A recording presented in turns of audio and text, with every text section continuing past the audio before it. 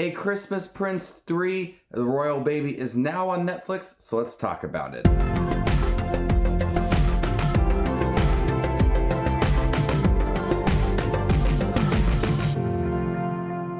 Hey everybody, my name is Justin. I love to watch movies. If you guys love to watch movies too, you guys are in the right spot. Make sure that subscribe button down below and click that bell notification for more up and coming videos. Today we're going to talk about the new holiday film on Netflix, A Christmas Prince, The Royal Baby. This is a third film in this Christmas Prince trilogy. The first one came out in 2017, and the second one came out in 2018, and I'm going to get the third one in 2019. The whole series is about a young girl who was a journalist named Amber Moore, and she went to this fictional kingdom of Aldovia, and she got mistaken for a tutor for a young princess. She lived at this castle and snuck her way into the family's life and fell in love with Prince Richard. That's the first movie. And then the second movie, they got married, and now in the third movie, they're having a baby. But also there is a treaty that is supposed to be signed by midnight on Christmas Eve with another fictional kingdom. And the king and queen come to Aldovia to only find that this treaty is missing. So they have to find this treaty during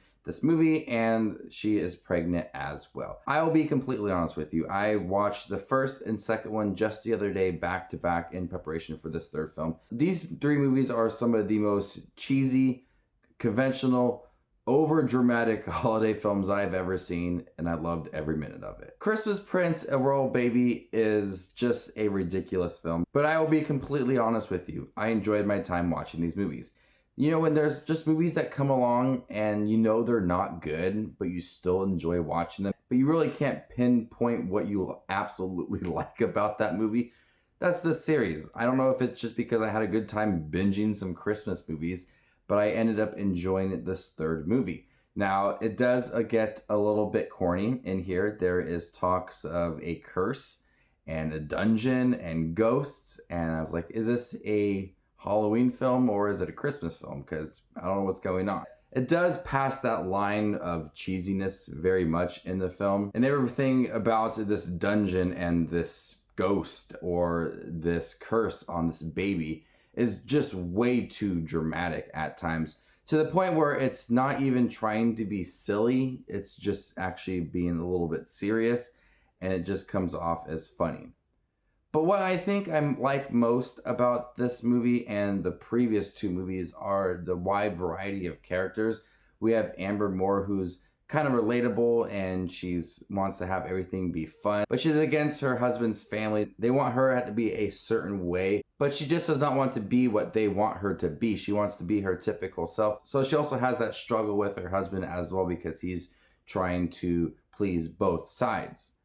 Then we have King Richard, who I enjoy in the movie. We got a lot more of Queen Amber and King Richard in this movie. The second film, they were very distant, and that was the point of the movie. This third one, they are together a lot, and I enjoy them together. We have Simon, who is a really underrated character. From the first film, everybody hated him, and now in the second and third film, everybody's still kind of making jokes about him and how much of a disgusting human he is. I really liked his story in the third film. We get Amber's friends from the first two movies. They're back in here. They got a lot more to do. Amber's father, Rudy, is still enjoyable in his role, and I like him more than the actor who played him in the first movie. The second actor from the second and third movie is a lot of it. It is very entertaining. I like the new characters in this movie, the queen and king from another fictional kingdom coming to sign this treaty. It's nice to see a different side to this movie, these other characters, and how their kingdom is run, and how